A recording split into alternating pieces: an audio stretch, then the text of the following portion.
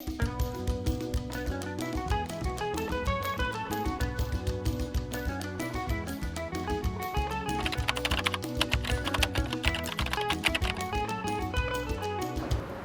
on vient de finir l'étape de la réunion. On a visité ce qu'ils appellent la ruche, où il y a toute une dynamique autour de la e-santé, de l'accompagnement dans le secteur médico-social, dans la coordination des parcours numériques.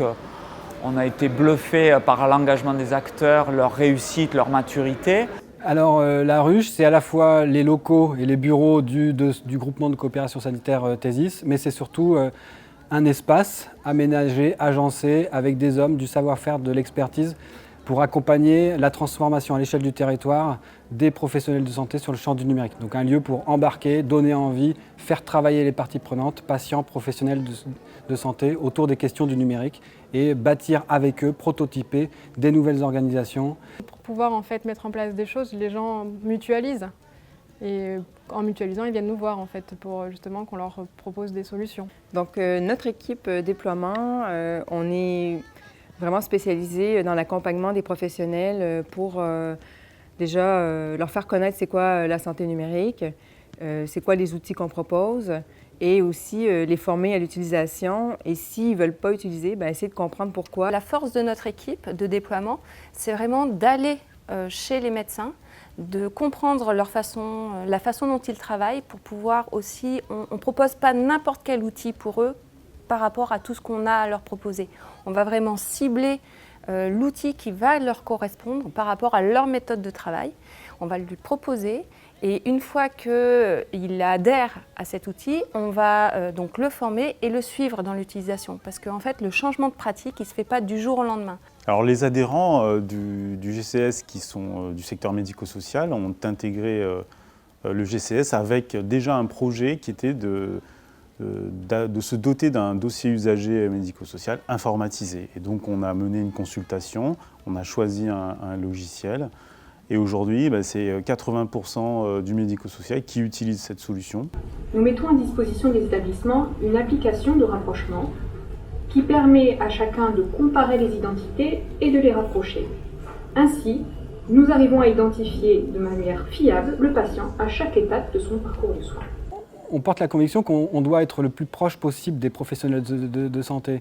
Donc on a fait un choix fort d'une équipe qui est dédiée à l'accompagnement des professionnels de santé, qui est à la fois en aval des projets, donc pour former, évangéliser et accompagner l'appropriation des solutions numériques régionales directement dans le bureau du professionnel de santé et puis aussi en amont. C'est derrière une équipe qui est au quotidien à l'écoute des professionnels de santé et qui du coup maîtrise parfaitement leur quotidien, leur contexte d'usage et qui du coup reviennent ici avec tout un tas d'idées issues du terrain et nous permettent d'ajuster en temps réel, de manière agile, des outils. Ça nous a permis de bâtir cette vision cible. Donc c'est vraiment un travail co-construit, un travail collectif d'une vision régionale d'un SI urbanisé. Donc vous avez sa déclinaison au métier, le réseau, le data center, les produits. Alors le dossier transfusionnel régional, en fait, c'est un projet qui a été initié donc, par les établissements transfuseurs, d'abord pour répondre à des obligations réglementaires. Et donc dans le cadre de cette informatisation, ils se sont dit, tant qu'à être informatisé, on peut mutualiser, avoir la même solution et pourquoi pas aller plus loin puisqu'on utilise tous la même solution, finalement, de partager entre les différents établissements l'historique du patient, l'historique transfusionnel, et tous les examens sanguins, immuno-hémato, donc tous les examens sanguins qui sont nécessaires avant de faire une transfusion sanguine. En fait, on a 2 établissements publics et un groupe de cliniques qui comporte 2 cliniques. Donc en fait, on a 4 établissements qui utilisent le projet. Ce qu'on avait à proposer, c'était des comptes rendus disponibles sur l'outil ILIEN, l'outil qui est utilisé dans la région, des comptes rendus de l'hôpital qui leur étaient destinés. Donc ils avaient quelque chose à récupérer et pour la plupart, ils trouvaient ça très intéressant parce qu'ils retrouvaient des informations qu'ils n'avaient pas autrement ou de l'information qui arrivait 15 jours ou 2 semaines plus tard par courrier papier. C'est pas parce qu'on a un panel d'outils numériques à leur proposer qu'on va tout leur proposer. On va vraiment cibler l'outil qui correspond à sa pratique.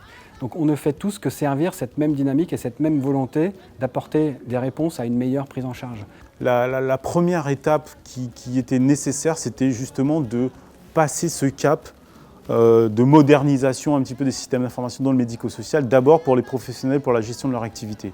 Maintenant, effectivement, on est dans ce temps où on se pose la question de comment ouvrir, qu'est-ce qu'on ouvre pour les usagers, et notamment à travers du projet Osmose, qui est un outil qui permettra aux usagers de suivre les statuts de ses orientations et de son parcours dans le cadre du médico-social. En fait, moi j'ai des médecins qui me disent c'est super parce qu'il y a des matins où je me connecte à Lien et je vois les comptes rendus d'urgence de mes patients que j'ai vus dans la salle d'attente. Donc avant même que mon patient arrive devant moi, je sais ce qui s'est passé dans la nuit.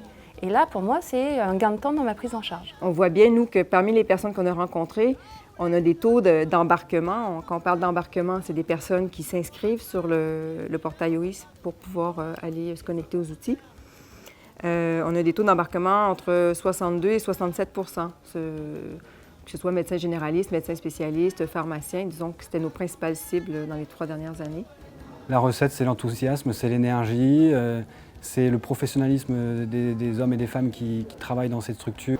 Les gens sont prêts à converger vers une vision nationale, prêts à porter leur pierre à l'édifice et sont totalement en phase avec la doctrine qu'on porte. La super bonne nouvelle, c'est que tout le monde est OK pour y aller, quoi.